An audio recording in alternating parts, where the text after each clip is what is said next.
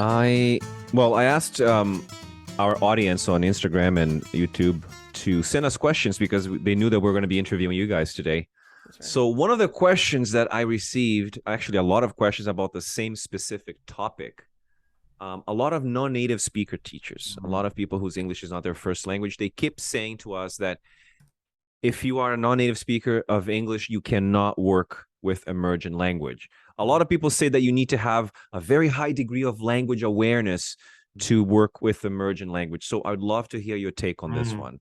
It's one we've heard a lot, and it came up in my dissertation as well. And every talk we've done, we get asked the question. You know, and actually, I mean, it's actually what I found in my research is that it's not just because you don't have English as a first language that struggle with it. It's the so-called native speaker teachers that have just as many problems because it's how to deal with it in the moment, and they're maybe not sensitive to what to pick up on. But yeah, no, I think it's you can, and the teacher strives to help the learners wherever they can, from wherever they are in their own language, develop themselves. And often, we find that teachers who don't have English as a first language, sort of have a better ear for what the student needs.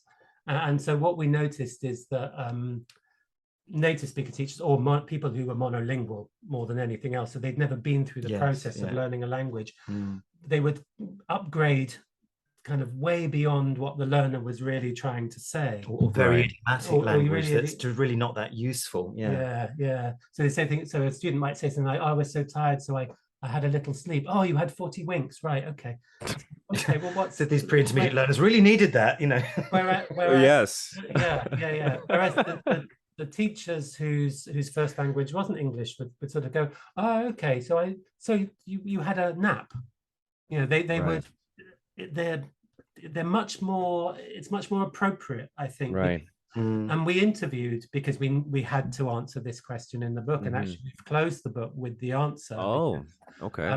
We just got a teacher who she's a Russian teacher, and she talked about how going through the process of learning the language really tuned her into what she thought people needed. But she said also, being bilingual, she spends ages in her life with other people who speak her language saying, "No, you'd say it like this."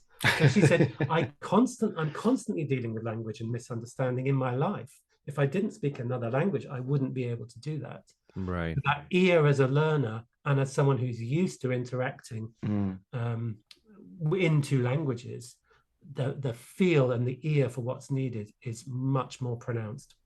Interesting. And so actually there are disadvantages. Of course, you may have a smaller lexical range, you may be unsure, you certainly lack confidence, I think, especially when you're being trained and under the feeling under the microscope. But the feel is so much more pronounced. I mean, one of the stories we talk about in the book is someone who is a trained school teacher in Colombia, came to do a CELTA over here after finishing their masters at King's, and interestingly, was very used to working with target language and very confident with working with target language. As soon as it came to the idea of emergent language, it was like, oh gosh, this is it hadn't been introduced, so it was something new, and actually outside, your routines and your area of experience, I think, and I think that's also what's frightening for teachers, and that would go for teachers who have English as a first language, or whatever language they're teaching as a first language. And that's what was revealed by the worries about the teachers that I interviewed for my dissertation. So actually, we found that on balance, there were worries on both sides, and all valid, but really going through the process of working on developing your reactive skills has the same effect. So everybody's echoing what the students are saying, and but in terms of sort of reacting to really what's being said, one certainly has a better ear, but another has maybe a better store.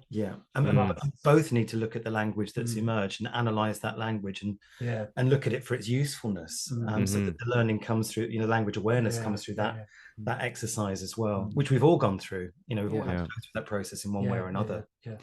It sounds like it's like a muscle, right? You just need to build it, and you need to practice. Like everything that's brand new, that I've never tried before, it's scary and intimidating. But if we practice and put in the work, it sounds like you can get better at it.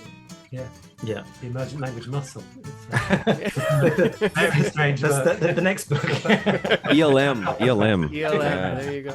ELM.